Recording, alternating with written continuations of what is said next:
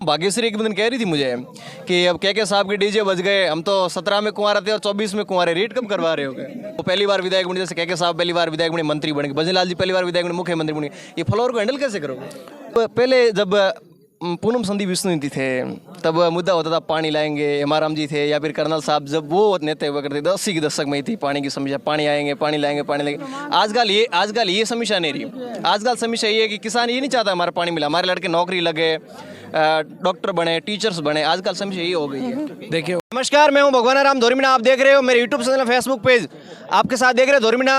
गुड़ामालानी विधानसभा से गुड़ामालानी विधायक बने, फिर अब राजस्थान सरकार के राज्य मंत्री बने श्री के विष्णु जी, जो आज प्रथम बार धोरमीना पधारे।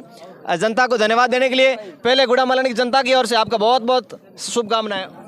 धन्यवाद। गुड़ामालानी की जनता ने विधायक बनाया, फिर सरकार ने आपको मंत्री बनवा दिया, प्रथम प्राथमिकताएं रहेगी सारी जल की, शिक्षा की, बिगड़ी हुई कानून व्यवस्था की। आजकल के साहब में परिवर्तन हो गया, मंत्री बन गए सारे, पहले जो लादूराम जी थे उनसे हटके पहले हेमाराम जी वाली रुतबा आने लगे वापस, अब कुछ अनुशासन वगैरह, कम बोलना वगैरह।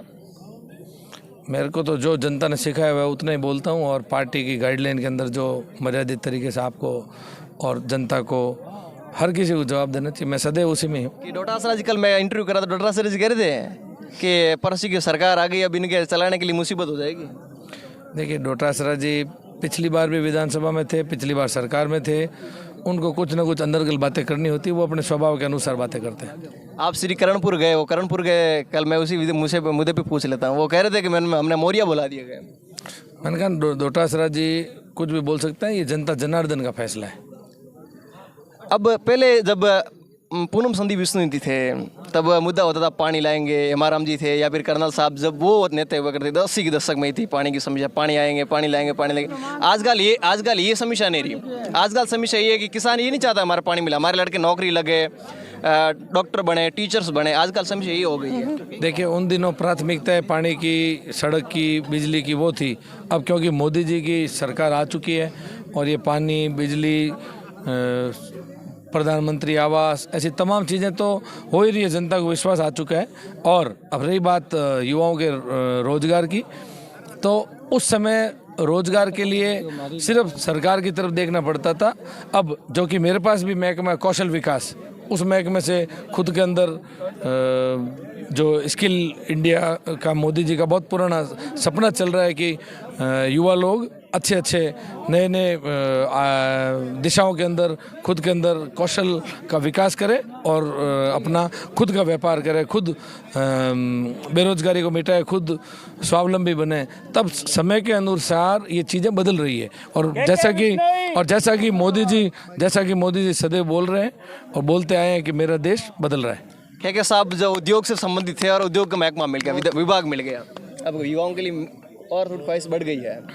नहीं, देखिए, वो भारतीय जनता पार्टी के अंदर पहली बात अलग अलग कार्यकर्ता को जैसा पार्टी के शीर्ष नेतृत्व को लगता है वो उसी हिसाब के दायित्व देती है। युवाओं के लिए, खेल के लिए, वो खेल में सदैव मेरी भी रुचि रही है। मैंने बहुत साल पहले यहाँ per day night cricket trophy करवाई थी, अभी हमने सांसद खेल कूद प्रतियोगिताएं करवाई थी। तो अलग अलग खेलों में टूर्नामेंट्स में जाना करना, ये सब सदैव मेरे जीवन का एक हिस्सा है।